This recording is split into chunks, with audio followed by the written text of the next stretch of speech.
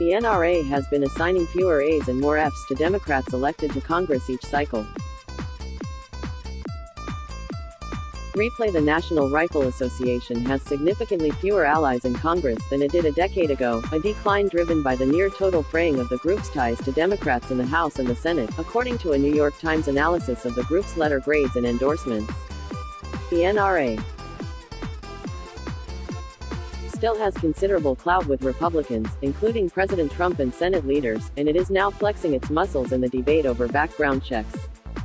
Yet for many years, the group's influence was broader and deeper because of its large numbers of friends in both parties. These political allies received A ratings from the N.R.A. and often feared grade reductions if they crossed it. Now, the number of Democrats in the House with A ratings has fallen from 63 after the 2008 elections to 3 after the 2018 midterms. This makes the N.R.A.'s political position more precarious. The group was once largely insulated from shifts in partisan control. It could block gun restrictions no matter which party controlled Congress and the White House. In the long term, the loss of the N.R.A.'s Democratic buffer poses a threat to the group's influence no matter what happens in the current gun control debate. Change in N.R.A.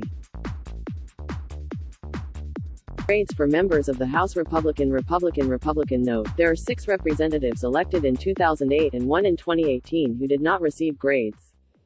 Voters, meanwhile, are generally not punishing members of Congress who turn away from the N.R.A., making it a less threatening force in elections. The Times analysis looked at complete data on N.R.A. ratings and endorsements for 6 election cycles, from 2008 through 2018. The group uses A ratings to signify consistent support for gun rights and opposition to restrictions. F ratings signify the opposite. The group advertises its grades to supporters, who use them to guide their votes. Many A-rated candidates receive an endorsement, which can bring support like money, mailers and campaign ads. The N.R.A. has denied losing clout and says it has more members than ever. An N.R.A. spokesman, Lars Dahlseid, gave a brief statement in response to the Times' detailed explanation of its findings. The N.R.A. alerts our members on races where candidates have been identified as supporters or opponents of the Second Amendment. Our focus has never been on party affiliation but rather on which candidates will best defend the rights of law-abiding gun owners, he said. Pressed on specific data points, Mr. Dahlseid did not respond. The N.R.A.'s Democratic allies are nearly extinct. Support for the N.R.A. has always been much stronger among Republicans than Democrats, both in Congress and in the electorate. But until recently, a significant minority of Democrats were on board with the group. In 2008, voters elected 67 A-rated Democrats to Congress, where they accounted for about a quarter of the party's caucus. Another 13 Democrats were elected with B ratings, meaning the N.R.A. considered them generally pro-gun, despite some past disagreements.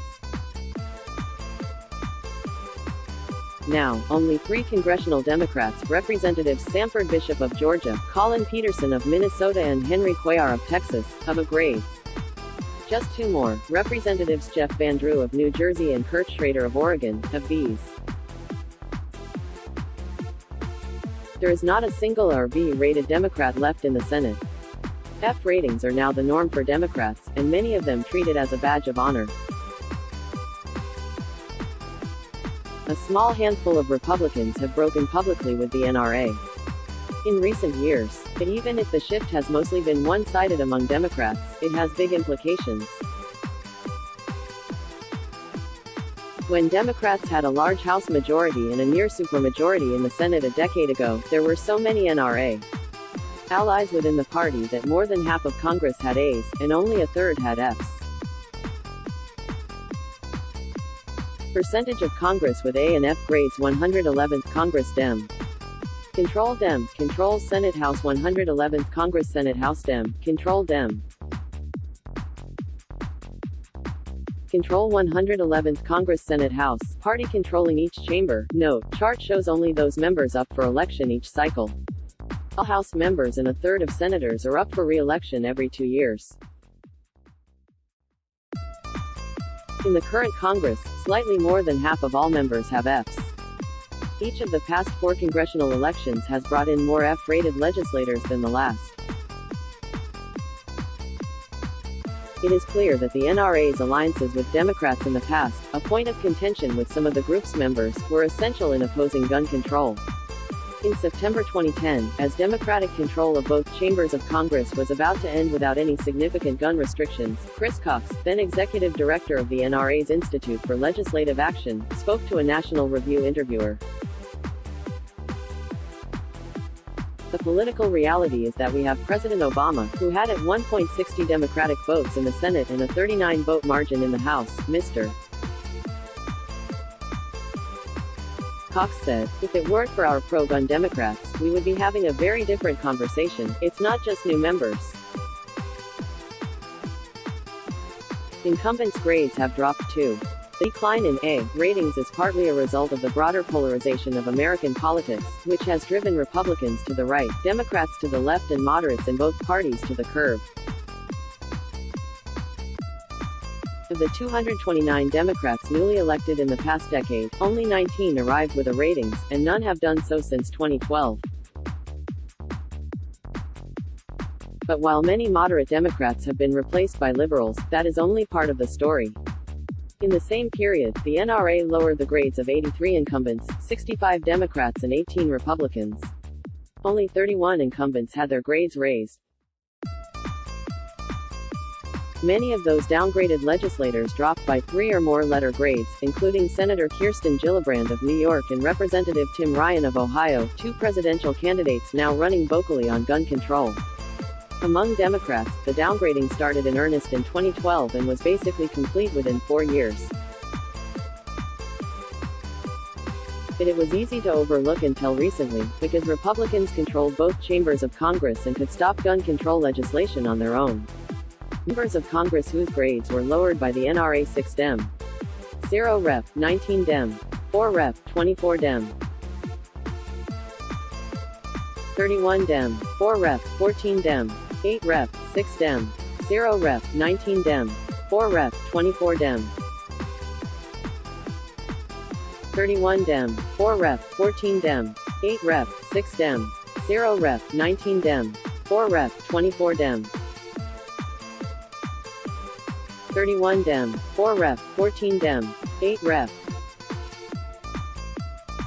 A surprise in 2018 came on the other side. 8 Republicans had their grades reduced, compared with 4 in 2016 and 0 in 2010. 3 House Republicans, Brian Mast of Florida, Peter King of New York and Brian Fitzpatrick of Pennsylvania, now have Fs. All 3 were re-elected last year, and Mr. Fitzpatrick's greatest liability in his race may have been the perception that he didn't support gun control strongly enough. Just in the last 3 weeks, since the deadly shootings in El Paso and Dayton, Representatives Michael R. Turner of Ohio and Adam Kinzinger of Illinois, both Republicans, have come out in support of some gun restrictions. Voters aren't punishing N.R.A. For years, one of the N.R.A.'s most powerful tools was lawmakers' belief that defying it would be political suicide. And because so many politicians believed crossing it would hurt them, they didn't. But the Times' analysis showed very little electoral backlash over the past 10 years. Of the 25 lawmakers who dropped 3 or more letter grades, only 2, Senator Joe Donnelly, Democrat of Indiana, and Representative Carlos Curbelo, Republican of Florida, lost re-election, and Mr. Curbelo lost to a Democrat who also had an F rating. He faced no serious opposition in the Republican primary. In fact, of the 83 members of Congress downgraded by any amount between 2008 and 2018, only 11 lost re-election. By contrast, 14 of the 31 members who were upgraded lost. Members of Congress who lost a re-election from 2008 to 2018, each line represents a member. Each arrow segment represents an election cycle. Some members were downgraded or upgraded more than once. Lost re-election note. Several members appear in both charts because they were downgraded and upgraded separately in different election cycles. In other words, legislators who moved away from the N.R.A. did better electorally than legislators who moved toward it. This pattern was driven by Democrats. Just 9% of those downgraded lost re-election, while 59% of those upgraded lost. Republicans were more likely to lose re-election if they were downgraded, though most of them still won. 28% of downgraded Republicans lost, compared with 11% of those upgraded. In the Times found no cases in which a Republican who broke from the N.R.A. was replaced with someone the group rated better. N.R.A. Mast of Florida became a case study when he endorsed an assault weapons ban after the Parkland massacre in 2018. The N.R.A. lowered his grade from A to F, and some constituents called for a primary challenge. But he won his primary overwhelmingly, then won again in November. More candidates have begun running against the N.R.A. from the get-go. Many Democratic challengers, especially in conservative states, used to side with the group. In 2008, there were 90 House and Senate races in which both candidates had A's. Last year, there were only 7. The trend is particularly striking in the total number of A's and F's the N.R.A. assigns to congressional candidates.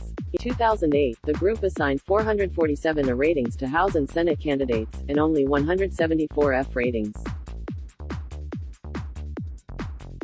But in 2018, only 351 candidates received A's, and 416 received F's.